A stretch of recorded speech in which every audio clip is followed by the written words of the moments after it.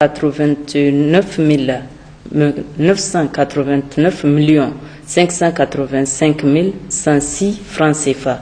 Compte spécial allocation générale DTS FMI numéro 60 077 3 496 695 688 francs CFA. Compte spécial vente Niébé numéro 60 058 645 450 000 francs CFA. Et compte spécial développement secteur de croissance numéro 60 088 33 728 567 089 francs CFA. Le total des comptes précités à la date du 18 février, date du coup d'État, s'élève donc à 43 664 495 393 au lieu de 400 milliards annoncés par l'ancien chef d'État Tanja Mamadou. Voilà qui met fin aux supputations et autres commentaires malveillants. Et puis ce communiqué de la direction du protocole d'État à l'occasion de la visite de son Excellence M. Mohamed Ould Abdelaziz, président de la République islamique de Mauritanie au Niger, les personnalités ci-dessous désignées sont conviées à l'aéroport international Djori Hamani de Niamey à 9h30 pour l'accueil de l'illustre hôte qui arrivera le lundi 2 décembre 2013.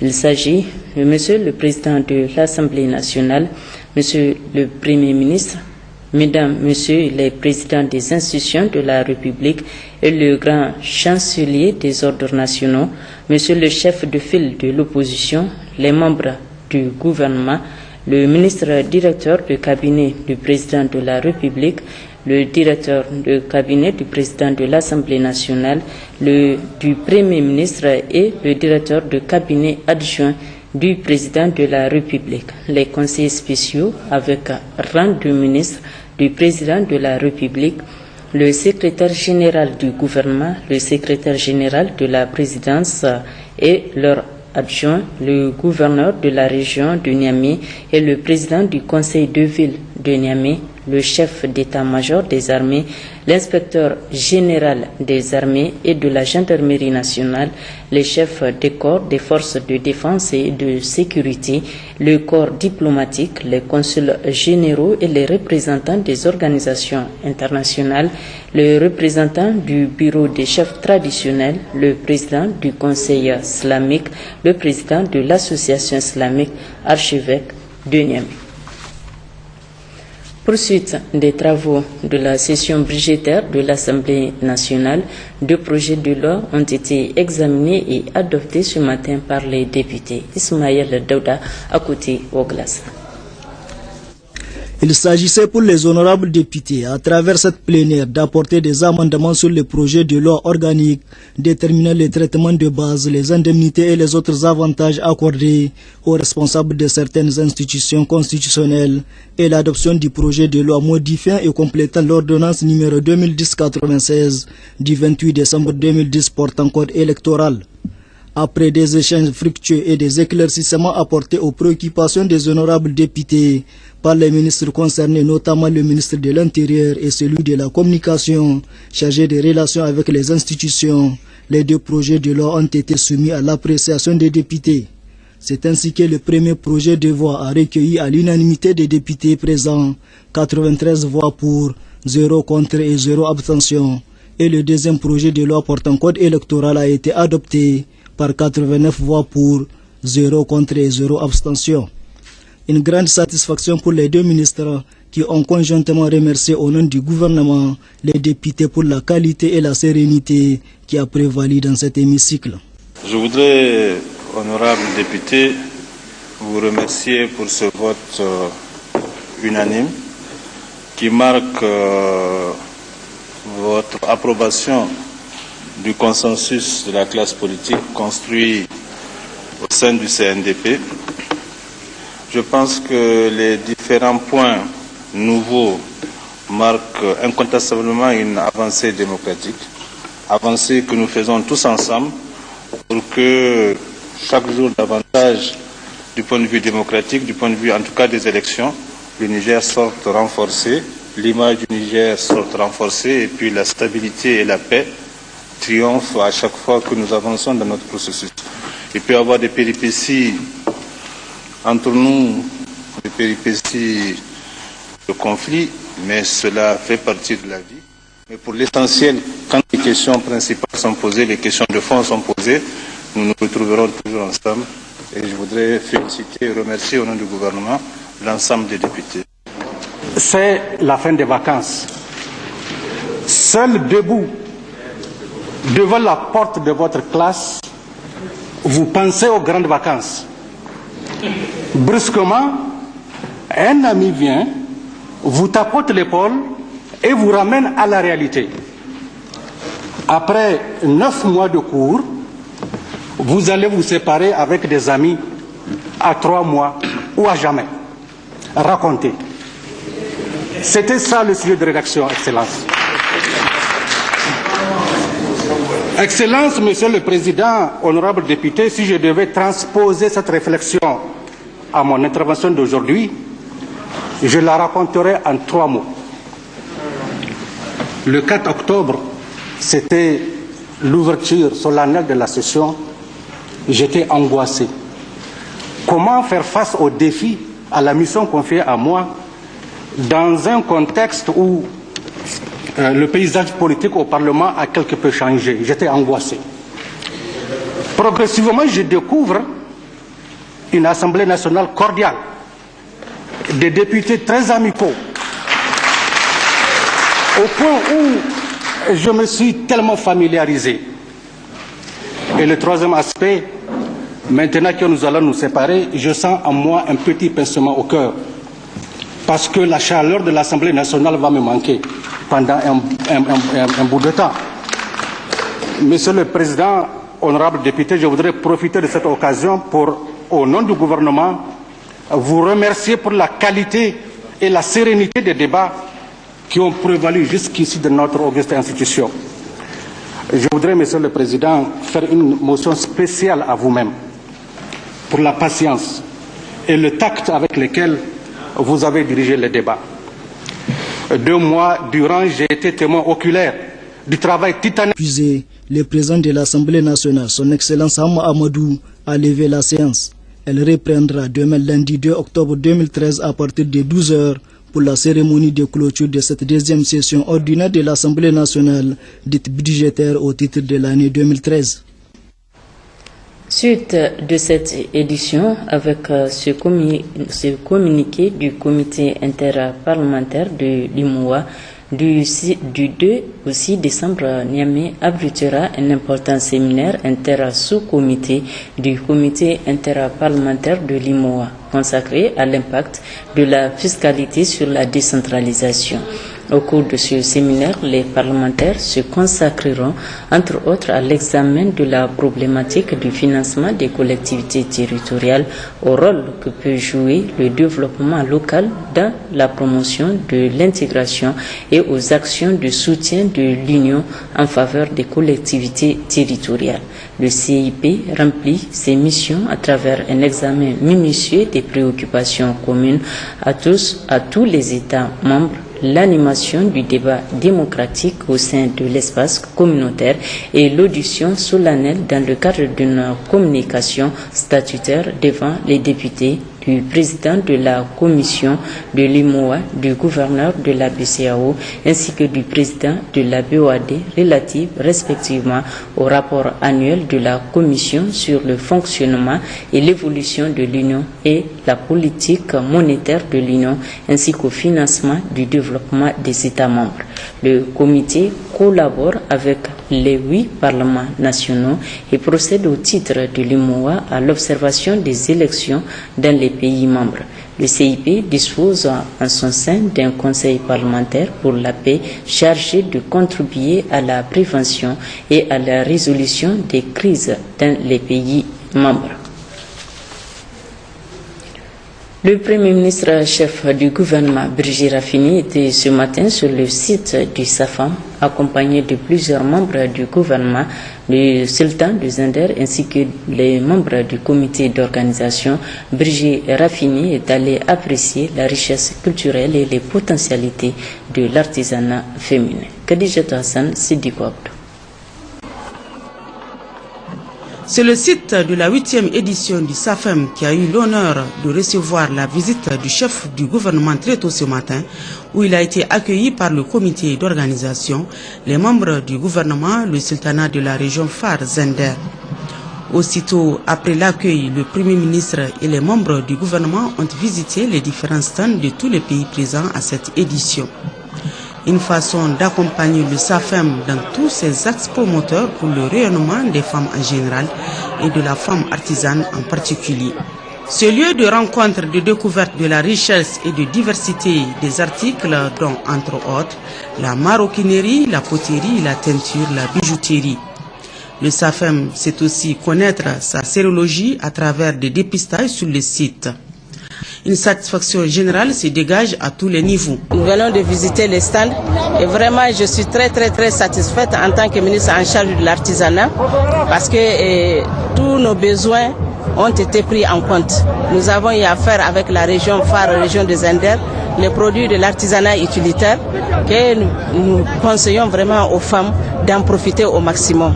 Ce sont des produits, comme le dit le nom, utilitaires vraiment, et que dans le ménage, nous pouvons les utiliser au maximum. Donc vous avez vu les autres pays aussi de l'UEMOA, de la CEDEAO sont venus avec des produits aussi et qui nous ont tous épatés. La particularité de cette année, vous voyez déjà le fait même de tenir le SAFEM au niveau du palais du 29 juillet, ça veut dire que le SAFEM a pris de l'ampleur. Le nombre de pays a augmenté, le nombre d'exposants a augmenté et le nombre de produits aussi a augmenté. Donc raison pour laquelle nous sommes revenus au palais du 29 juillet et vous avez vu tranquillement, c'est beau et on circulait, les stands sont bien confectionnés et je profite aussi pour féliciter, pour remercier vraiment la Chambre de commerce qui nous a confectionné les stands, qui a mis les stands à notre disposition. Vous avez vu le Premier ministre et tous ces ministres sont venus aujourd'hui visiter le SAFAM. C'est dire l'importance qu'ils accordent donc au SAFAM parce que tout le monde sait que ça même c'est un outil qui est très nécessaire et utile à l'économie du Niger en général et à l'artisanat en particulier. Donc c'est vraiment un grand moment de voir toutes ces avancées sur le SAFEM qui bouge, qui change à chaque édition et c'est un vrai plaisir d'être présente. Nous avions organisé au mois de juillet une réunion de promotion du SAFEM à Paris et je pense qu'il faut tendre vers ça, trouver des produits d'excellence qu'on puisse présenter à l'étranger pour que la créativité nigérienne ne reste pas enfermée au Niger mais qu'elle soit visible à l'extérieur. La délégation du Premier ministre Brigitte Raffini a aussi fait la découverte de 2 machines de fabrication de glace d'une capacité de production de 320 barrettes et 90 barres de glace par jour.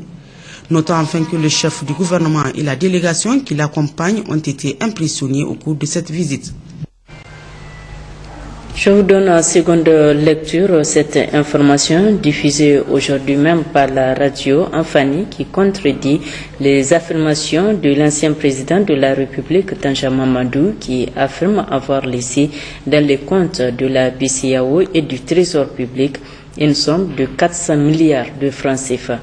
Selon la radio Anfani, qui s'est procuré la situation du compte de la BCEAO et du Trésor à la date du 18 février 2010, la trésorerie globale de l'État et des comptes projets à la BCEAO est de 53 milliards 765 682 585 francs CFA, date du coup d'État. Quant à la trésorerie nette, à la même date du 18 février, elle est de 43 milliards 664 495 393 francs CFA. Le document sourcé par la BCEAO, Niger et le Trésor national fait ressortir les détails suivants. Compte courant du Trésor TGN numéro 50 001, 4 milliards 48 928 831 francs CFA. Compte courant payeur de Niamey, 288 846 911 francs CFA. Compte spécial vente véhicule à Soupamine, numéro 60 019, 466 421 768 francs CFA. Compte spécial vente Villa Francophonie, numéro 60 067, 989 585 106 francs CFA. Compte spécial allocation générale DTS FMI, numéro 60 077, 3 496 695 688 francs CFA. Compte spécial vente Niébé, numéro 60 058, 645 450 000 francs CFA. Et compte spécial développement secteur de croissance, numéro 60 088, 33 728 567 089 francs CFA. Le total des comptes précités à la date du 18 février, date du coup d'État, s'élève donc à 43 664 495 393 au lieu de 400 milliards annoncés par l'ancien chef d'État Tanja Mamadou.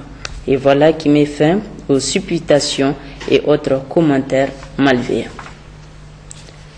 La première dame, Haja Essata Issoufou, a présidé ce matin la cérémonie entrant dans le cadre de la célébration de la Journée mondiale de lutte contre le sida, cérémonie qui s'est déroulée au Palais des Congrès en présence de plusieurs invités. Hamidou Abdoulaye, Guy Mathieu. La célébration de cette journée du 1er décembre 2013 s'est déroulée en présence de la première dame Hajia Aïssata Issoufou, marraine de la lutte contre le sida au Niger, qui se bat au quotidien pour la prise en charge et l'amélioration des conditions de vie des personnes vivant avec le VIH-Sida. La situation de l'infection à VIH au niveau de la population féminine et particulièrement chez les femmes enceintes reste et demeure préoccupante. Néanmoins, la séroprévalence en baisse au Niger est de 0,4% en 2012. Ce cri de cœur des enfants qui vivent avec le virus du sida. Comme les autres enfants, nous voulons continuer à vivre, jouer, aller à l'école et servir notre pays. Nous voulons des petits frères et sœurs qui ne sont pas touchés par le virus. Pour cela, marraine, nous souhaitons plus de sensibilisation de nos parents en faveur du dépistage, surtout du dépistage précoce des bébés. Nous souhaitons aussi que ceux qui doivent prendre les médicaments toute leur vie soient aidés et soutenus. Marraine, allez partout pour trouver les moyens pour nous maintenir en vie. Et s'il vous plaît, dites à nos camarades, à nos voisins de ne plus se moquer de nous car cette maladie que nous portons n'est pas de notre faute. Merci maman. Je m'engage donc à partir d'aujourd'hui à m'impliquer davantage dans les questions d'épanouissement des enfants vivant ou affectés par le virus, notamment celle de leur scolarité, de leur formation, de leur insertion socio-professionnelle, en plus de l'accès aux soins. À ce sujet, je ne ménagerai aucun effort pour mobiliser les ressources et continuer le plaidoyer fort partout où il sera nécessaire afin d'éveiller les consciences et de faire le changement maintenant, car après, il sera trop tard. Aussi, je saisis cette opportunité pour apporter mon soutien ferme au plan mondial pour éliminer les nouvelles infections à VIH chez les enfants à l'horizon 2015 et maintenir leur mère en vie. Nous devons donc ensemble mettre en œuvre des interventions dynamiques à travers lesquelles les communautés vont renforcer leur participation par l'intensification de la demande des services de santé. Je ne terminerai pas mon propos sans avoir une pensée positive pour toutes les personnes infectées ou affectées par le VIH et les encourager à apporter chacun à sa manière sa contribution à la réduction des nouvelles infections et l'amélioration des droits humains en matière de VIH.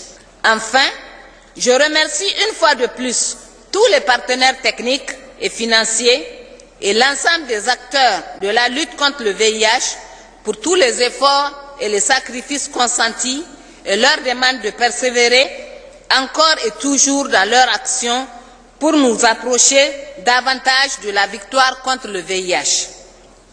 Sur ce, je déclare officiellement lancées les activités rentrant dans le cadre de la célébration de la Journée mondiale de la lutte contre le sida au Niger. Le thème de cette 27e journée mondiale de lutte contre le sida est Objectif zéro, zéro nouvelle infection à VIH, zéro discrimination et zéro décès lié au VIH d'ici 2015. Le Niger prévoit un plan stratégie nationale 2013-2017 de lutte contre le sida avec l'appui des partenaires au développement. Dans son plan stratégique national 2013-2017 de lutte contre les IST et l'infection à VIH-Sida, le Niger prévoit pour la composante soins conseil l'atteinte des résultats suivants. L'accessibilité aux ARV à au moins 80% des patients dont l'état de santé le nécessite. L'amélioration du système d'approvisionnement en réactifs consommables et médicaments. En matière de soins et traitements, une initiative dite l'initiative nigérienne d'accès aux antirétroviraux a été adoptée en 2003. De 2004 à ce jour, sa mise en œuvre a permis la prise en charge progressive des patients traités par les antirétroviraux, y compris leur suivi biologique. Prévenir la transmission du VIH de la mère à l'enfant. Actuellement, 651 sites sont opérationnels dans les formations sanitaires à travers le pays. Ces tests ont permis d'identifier 772 cas séropositifs, soit un taux de prévalence de moins de 0,67. Je voudrais faire une mention spéciale à l'endroit de Madame la Première Dame, Aïssata Issoufou, pour les efforts qu'elle ne cesse de fournir dans le cadre de la lutte contre les IST, VIH-Sida au Niger. Au nom de son Excellence, M. Issoufou Mahamadou, Président de la République, Président du Conseil national de lutte contre le Sida, je vous exhorte à redoubler d'efforts. Hommes, femmes, jeunes, chacun dans sa sphère de responsabilité, à soutenir tous ceux qui sont infectés ou affectés par le virus du sida. L'engagement politique des autorités au plus haut niveau, vos actions de plaidoyer, Madame la Première Dame, marraine de la lutte contre le sida, l'engagement des partenaires, l'implication des communautés, en particulier les réseaux de personnes vivant avec le VIH, sont des forces que nous devons préserver. Le secrétaire général du gouvernement et la coordonnatrice de la coordination intersectorielle de lutte contre le sida ont saisi cette opportunité pour saluer l'engagement de la Première Dame dans ce combat contre le sida avant d'évoquer que concernant le Niger, l'espoir est permis. Concernant le Niger, nous pouvons dire que l'espoir est permis, car les résultats obtenus jusque-là à travers les différentes enquêtes, et notamment de l'EDSN, montrent qu'après la stabilisation obtenue entre 2002 et 2008, le Niger avance résolument vers l'inversion du cours de l'épidémie du VIH. En effet, la séroprévalence globale au sein de la population générale est passée de 0,8 en 2002 à 0,7 en 2006 et à 0,4 en 2012. Parce que les nouvelles infections diminuent et le nombre de personnes sous traitement ARV en augmentation croissante depuis l'introduction des ARV au Niger, avec aujourd'hui 12 516 personnes sous traitement.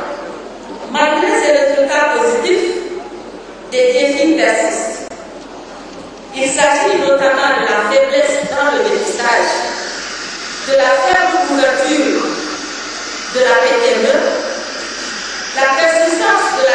vaccination existe sur marque, dont sont victimes les personnes vivant avec le VIH, tant en milieu de soins que dans les communautés. Ce qui entraîne aussi des réticences quant à l'accès des populations aux services de santé pour le dépistage et donc pour le traitement. Il faut noter que la célébration de la journée mondiale est l'occasion pour les gouvernements, les organisations à base communautaire et les ONG et associations, les entreprises et les acteurs du secteur privé de démontrer l'importance qu'ils accordent au combat contre le sida. La première dame Hajia Aïssata Issoufou devrait ensuite recevoir le mémorandum des enfants vivant avec le VIH-Sida. Des chants et sketchs sur la prévention de la transmission du VIH-Sida de la mère à l'enfant, PTME, ont rehaussé l'éclat de cette célébration de la Journée mondiale de lutte contre le sida, édition 2013. Dans le même cadre, Hajia Aïssata Issoufou s'était rendu à l'arène de Niamey cet après-midi pour assister à un combat de lutte appelé Combat de la paix ayant mis aux prises Yacouba Damou de Niamey à Moussa Abdoulaye de Maradi. Duel fraternel à l'issue duquel Yacouba Damou s'est imposé après 16 minutes de confrontation. Youssouf Koudrou y était. Voici son commentaire. La qualité d'une bonne prestation se définit par le nombre de spectateurs venus pour la circonstance. Et l'arène de Niamey, en ce dimanche 1er décembre, journée commémorative de la lutte contre le sida, a été l'un des pôles d'attraction pour l'occasion.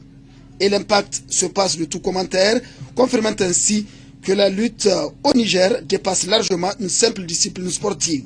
Ce n'est donc pas fortuit que la FENILUT s'est donné le devoir d'insérer ce duel singulier entre autres activités faisant partie de cette journée.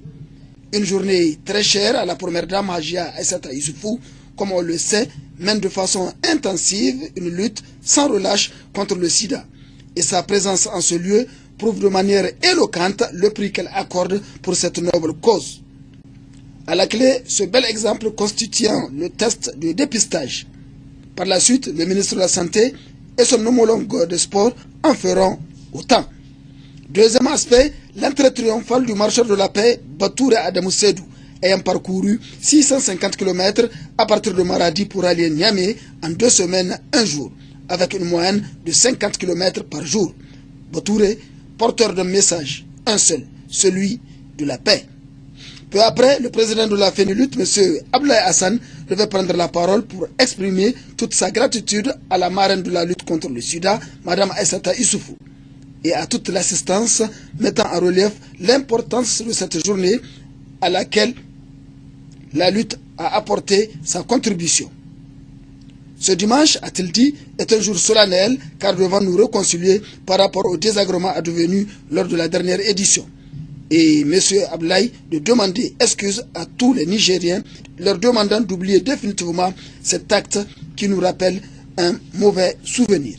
Et pour confirmer, les présidents des ligues de Niamey et de Maradi se sont fraternellement salués, tout comme Yacouba Adamou et Moussa Abdoulaye. Ovation dans les gradins.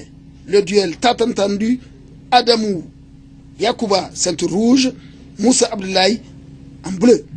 Combat prévu en 20 minutes fractionné en 4 périodes, soit 5 minutes chacune. C'est donc parti. Moussa à gauche de votre écran, Yacouba à droite. Sans aucune prise de décision, rien de particulier, le seul contact est celui des poignets, ni attaque, ni riposte pendant 5 minutes. Ici, Abdoulaye est coaché par son coéquipier de région, Tassiou Ibrahim. Deuxième période plus active avec un Moussa Abdoulaye un peu plus entreprenant, cherchant vainement à saisir la jambe de Yacouba Adamou. Sur ce, prend fin le deuxième round, équivalent à 10 minutes d'un combat sans âme. Le revient cette fois-ci, c'est Yacouba, comme à l'accoutumée, réussit un ramassement de jambes, nous rappelant leur dernière confrontation ici même à Niamey. La partie devient de plus en plus âpre, empreinte de style et de démonstration, de savoir-faire aussi. Il n'y a pas chute, tel que prévu par le règlement. Moussa Abdoulaye applique ici la méthode d'appui sur sol pour mieux amorcer un arraché, genre lutte olympique. Il faut le reconnaître, Moussa Abdoulaye a réussi à faire 3 sortes de modules mettant ainsi mal à l'aise Yacouba. Période particulièrement intéressante qui prend fin sans que l'on se rende compte. On revient pour l'ultime période, la 4e, déjà 15 minutes épuisées. Et dès l'entame de celle-ci, c'est-à-dire la 16e minute, Abdoulaye refait le même module. Mais Yacouba, déjà averti, anticipe pour une esquive sèche. Déjà cette posture permet à Yacouba de dévier la force de l'adversaire, une riposte instantanée terminée par une sorte de but. Et ça n'est fini. Ndiel ayant répondu au souci de la fénilute, celui de voir la lutte demeurer encore et encore cette matière dont le rôle est celui d'unir, de rassembler les Nigériens. À n'en point douter, ce combat, dit celui de la paix, augure les bons présages pour le prochain championnat prévu à Difa. Plusieurs manifestations ont également marqué la commémoration de cette journée à l'intérieur du pays. Tout d'abord, les échos d'Agadez. La célébration de la journée